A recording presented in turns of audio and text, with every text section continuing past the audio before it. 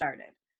All right. Well, thanks everyone for joining us today for the Toxin-Free Challenge. Today, I brought on my lovely friend, Leslie Bumpas. She is a nutritional therapy practitioner and a restorative wellness practitioner like myself, but she specializes in a different area. So me, I'm digestion, and she does Alzheimer's and cancer clients. And I think she has a really unique perspective to bring to our topic that we're going to discuss today. And that's how to reduce the amount of toxins in your kitchen. We don't even think about the fact that we have toxins in our kitchen and where do they hide. So Leslie and I, we're going to have a little conversation about that. But Leslie, tell us kind of how you got into doing the work you're doing now, and how you've been approaching like cleaning up your own toxins in your life. Sure. My mom ended up dying of Parkinson's, cardiovascular disease, and had osteoporosis. And when I did my own 23andMe genetic testing, I was already an NTP, but I thought this was interesting. Of course, it came back and it said that I had the genetic SNPs that predisposed me to Parkinson's, cardiovascular disease, and osteoporosis. And I knew now that through epigenetics, I didn't have to turn on those SNPs, as we call them, those little variations. And that the things that do turn those on are our environmental factors, the toxic load we're exposed to, the bad foods, et cetera. So my why was really my mom. And it turns out Parkinson's is under the umbrella of dementia. So there's dementia, and then there's Alzheimer's, Parkinson's, Lewy body, ALS. So it was very interesting to me when I look back at her story of living in Central Florida with my dad. They lived down the spine of Florida where they sprayed citrus groves 24/7, pesticide exposure. Yes, you don't think about that. No, and she had a terrible digestive system. She was constipated all the time, never ate anything green, and had a lot of childhood trauma living through the bombing in London in World War II. So there were things that kind of enveloped that. But I thought, aha, I'm predisposed to those. How can I prevent from turning those on? And that's something really interesting, because a lot of people will come into both Leslie's practice and mine and say, well, my mom has diabetes, or my dad has diabetes, or whatever the existing condition. But that the reality of what Leslie's speaking to is that you do not have to be, or you do not have to have that same story that your ancestry has. You get influence and can shape and change that based on making some changes, and specifically in the area of reducing the toxic load. So looking at and understanding where in your life you might be exposed to more things than you're aware of. And specifically like today, we're talking about the kitchen.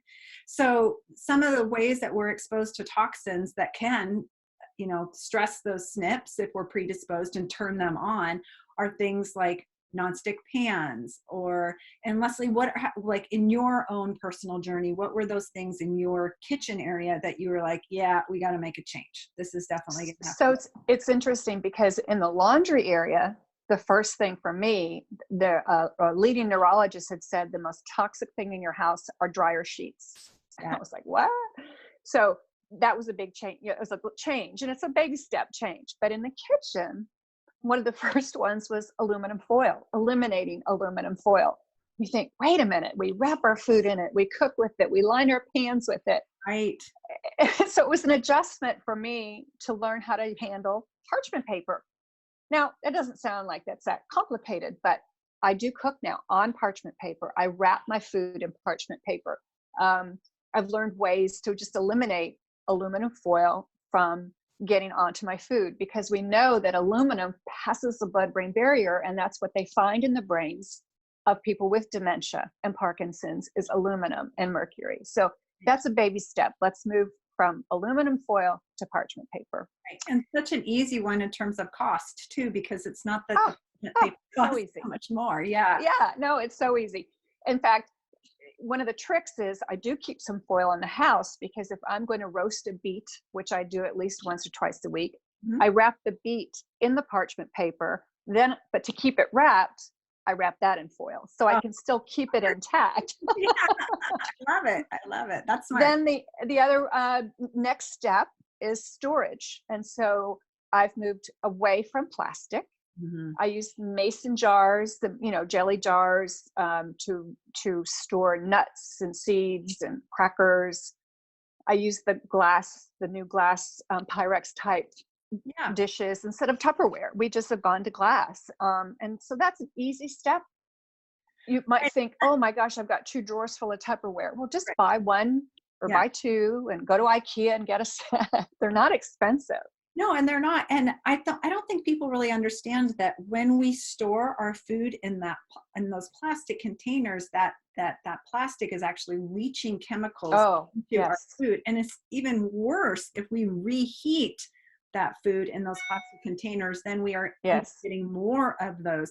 And those are um they have like an estrogen. They will have oh, I'm totally blanking on the word. Xenoestrogens, they're Thank endocrine disruptors. Yes, Yeah. they're endocrine disruptors. So if you're a female and you've really been struggling with like hormonal health, this is Oh, a yes. really important place to make a change for your own toxic load is like get rid of the plastic. And that includes like the cups that we drink out of. Yes. No, my mother was so funny, bless her heart. Didn't understand it, but she would never let styrofoam touch her mouth. She was like, I can't drink my coffee out of a styrofoam cup. So she never got coffee at McDonald's or places like that. Right.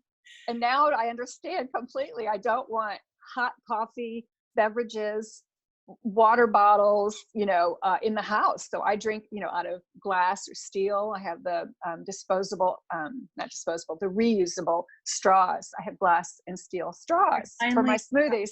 See, don't run through the Same. house with that. No, Okay. right. The other thing I've done, and I don't know how much, again, it's that getting away from plastic idea, but I got a set of produce bags that are mesh Mhm. produce bags. Right. I use them. I take them now that I take my grocery bags in my car. I take my produce bags in my car. Right. That was an easy next step. Was now that I'm a company, I'm used to it.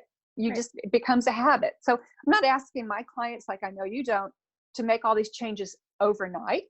because it's overwhelming. So you start with parchment paper, you move to glass storage, the nonstick pans for sure. Yeah.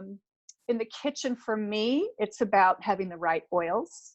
I don't know if we wanted to talk about oils. Yeah, that's a really great topic. And maybe not for today. We'll circle Okay. around to that Okay. one, but it is definitely something to be thinking about and considering because we all want to use the nonstick pans, but again, they have those endocrine disruptors in there. They're leaching chemicals into our food, and we're not even really aware of that. You could go out and buy all your organic produce from the farmer's market and do all the things and then cook it in something that is, Toxic.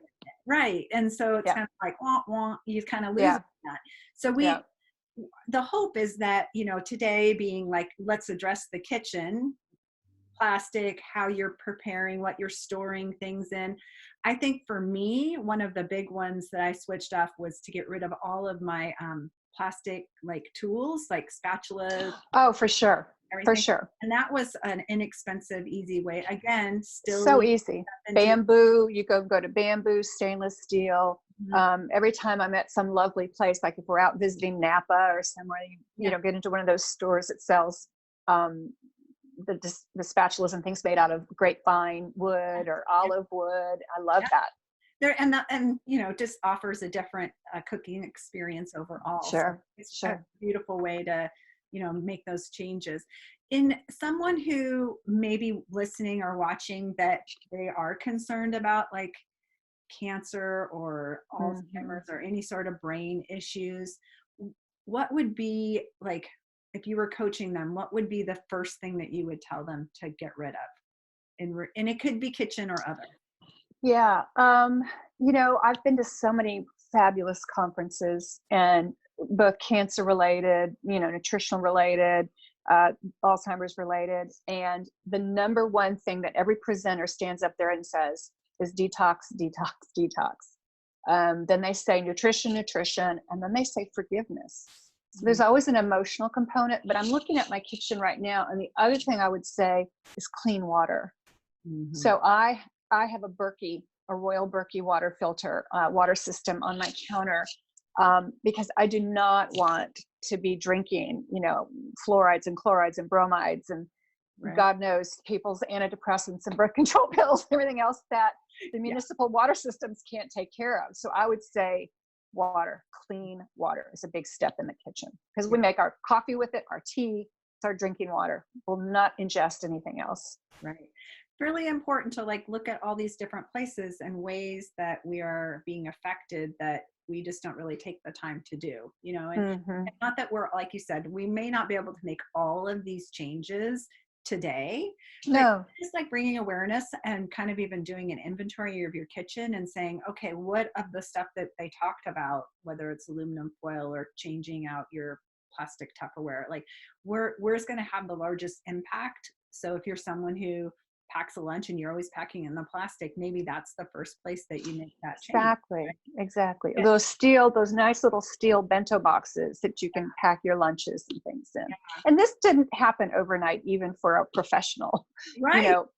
It's a journey, and we're on this journey. And and maybe next week I'll find some other new cool groovy thing. And fortunately for me, my husband's on board because he wants to be 150. So. Right. And that's the kind of the catalyst for doing any of this, is that you don't want to get old, you want to age well, right? Yes. So we want to Yes. walk into the second half of our life in a Mm. way that allows for us to have vibrancy that might not be afforded to us if our body is trying to process all the toxins in our Yes. environment that we're putting Yes. in our skin. And we've kind of been talking about that off and on through this week. So Leslie, thank you for You're joining. so welcome. It's so fun to always visit with you, Andrea. Yeah, thank you. I appreciate you. Okay.